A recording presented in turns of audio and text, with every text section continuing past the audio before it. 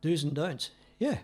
Make sure you got depending on what you're recording, use the right bass for the session, like Craig was saying. If you got an old Motown thing, maybe you want to use some flat wound strings on an old P bass. If you've got a slap thing, maybe you want to use a bass like Craig is, and make sure you do have a nice set of strings on the night before. Change your strings when they're starting to lose their tone for what you're doing. Don't have to change them for every track. Do get a high level of input. It's no use having a low level, although it's digital, you're still bringing up what's not there.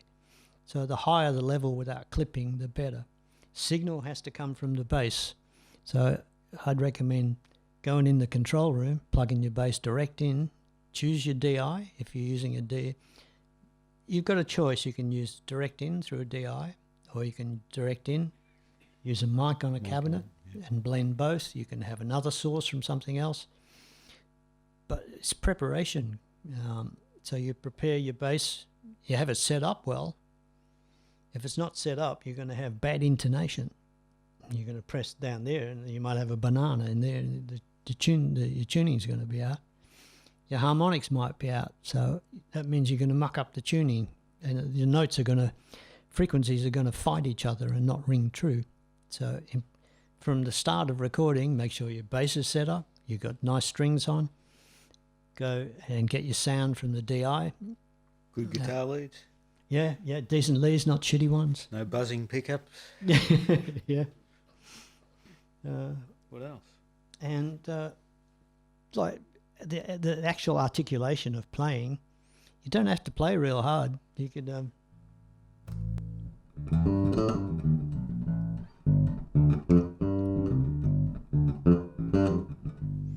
you play according to the track.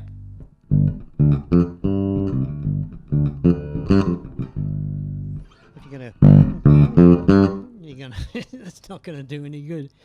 You play as hard as the track, what fits in with the track. You choose your pickup setting, whether you want that sound or you want that sound or you want. So it has to come from here. So as a bass player, the do starts here. You go in there and make sure it comes across through the monitors.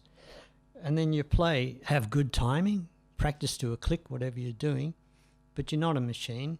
Use the click as a pulse. Then the pulse is there, and then you can express yourself around that pulse, but you need to be in with it. So essential to practice what you're doing with the click. Preparation, Greg, it's so important. Know your part, know it well. Set up. Go through we did this today, go through any things that need to be adjusted in setup to make everything comfortable. And then once you've done that, run the track a couple of times. You go, okay, press the button, and then enjoy it. Nerve setting, adrenaline sets in. But if you just turn around and think, well, this is just what you do, and you just go into that world and do it, you got the take.